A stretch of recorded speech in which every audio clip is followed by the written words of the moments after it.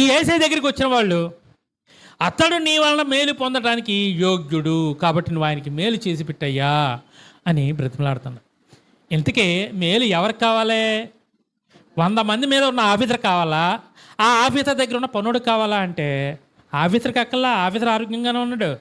Officer దగ్గర ఉండే ఒక పనుడికి కావాలి. కానీ ఏం చెప్తున్నాడు ఇక్కడ?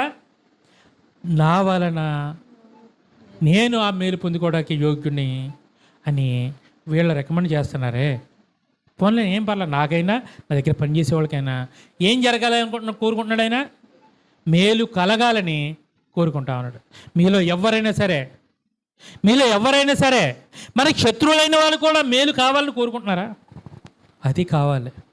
మీ విశ్వాసంలో అది ఉండాలి. మీ విశ్వాసంలో, మీ నమ్మకంలో శత్రువులైనా సరే వాళ్ళు బాగుండాలని కోరుకుంటేనే అది దేవుని ప్రేమ. లేదు, వాళ్ళు నన్ను తిట్టారు, వాళ్ళు నాశనం అయిపోవాలని మీరు కోరుకుంటే అక్కడ దేవుని ప్రేమ లేదు.